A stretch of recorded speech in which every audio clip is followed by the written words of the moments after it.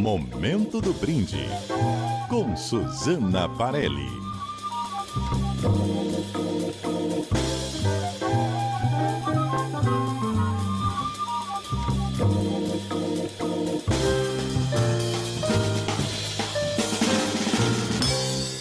E aí, Susana? Sadenberg, Cássia, ouvintes, boa tarde. Boa tarde, Susana. Temos hoje uma história de possível contrabando ou falsificação que... Primeiro você vai nos contar a história lá da Austrália, né? Que é isso aí. Penfolds. Não dá para a gente afirmar nada, mas dá para a gente pensar a respeito, vamos dizer assim. A história é o seguinte, a Penfolds, que é uma grande marca australiana, faz vinhos muito bons, tem o Grange, que é um super vinho, e ela tem um Cabernet Sauvignon que chama BIN 407. Esse Cabernet Sauvignon é o vinho que ela mais vende para o mercado chinês. Tá? A Austrália depende muito das exportações para a China. Então, assim, é bem importante essa venda desse Cabernet Sauvignon para o mercado chinês. Agora, o que acontece é que esse vinho da Penfolds, ele tem, você pode encontrar nas lojas normais, vamos dizer, por um preço X, que eu não sei qual que é.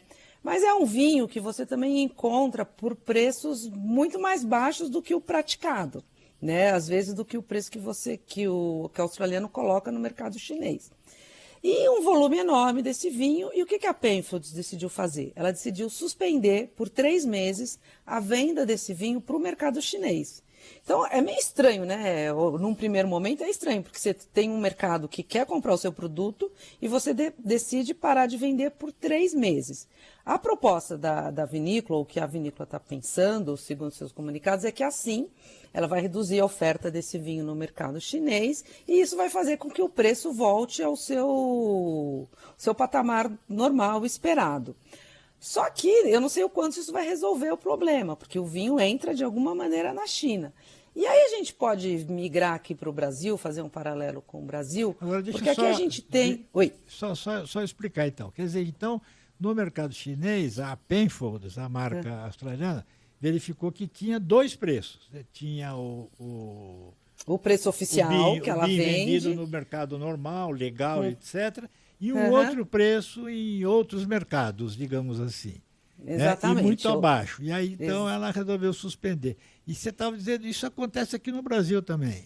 Exatamente. Tem essa lista, a gente até já comentou uma outra vez aqui sobre aquela lista dos contatos de WhatsApp, né, o tal contatinho, que oferece vinhos, no nosso caso, são vinhos argentinos, na grande maioria, por preços muitas vezes muito abaixo do que as importadoras oficiais comercializam esse vinho. Tem uma história que é muito falada, que é um rótulo que chama O Inimigo, que é elaborado pela Catena. Até a Catena desenvolveu um contrarótulo, um selinho, para dizer quando esse vinho é realmente importado pela Mistral, que é a sua empresa, a importadora oficial para o Brasil, para garantir que esse vinho entrou legalmente no Brasil. Né? Mas tem gente que compra ali nesses mercados paralelos, vamos dizer assim, por um preço menor do que esse vinho é exportado para o Brasil. Né? Então, assim, eu estou fazendo comentário porque isso acontece aqui no Brasil. A gente fica na dúvida, no mínimo a gente sabe que esse vinho entrou ilegalmente no Brasil.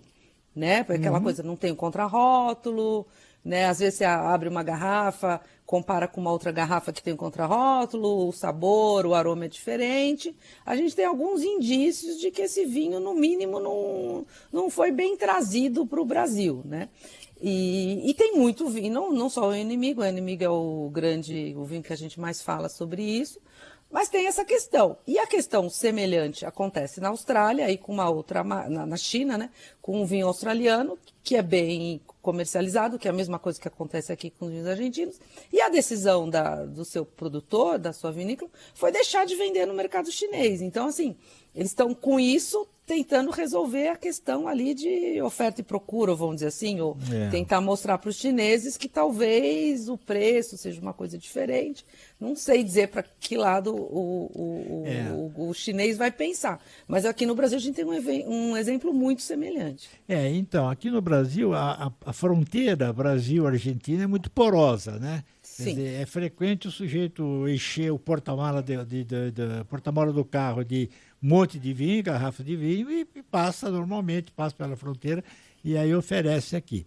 E a forma que você já disse, a forma para distinguir o que veio legalmente e o que veio ilegalmente, é o rótulo, né? Se tiver rótulo em português... Sim, né? é isso aí. É o rótulo, na verdade, é o contrarótulo, né? O rótulo é aquele da frente, né? Que tem o nome, que muitas vezes é padrão para o mundo inteiro. E no contrarótulo, ele tem que estar em português, ele tem que ter as informações de quem importou, por onde importou. Tem uma série de dados ali no contrarótulo que são obrigatórios pela legislação e que garante que esse vinho foi importado legalmente, que não é um vinho que passou a fronteira. E aí quando você pensa que às vezes você está fazendo um bom negócio porque o vinho passou a fronteira e está mais barato, além de ter todo esse descaminho, você tem a questão que você não sabe como é que o vinho passou essa fronteira, né? Tem denúncias de que o vinho passou junto do escapamento do caminhão, tem várias questões ali junto de um carregamento de uma coisa muito aromática, que esse aroma passa para o vinho, você tem várias questões do trazer o vinho ilegalmente, além do próprio descaminho, né? E isso acontece aqui no Brasil, que a gente tem indícios, vamos dizer assim. Suzana Barelli, obrigado, Suzana. Até amanhã. Até. Até.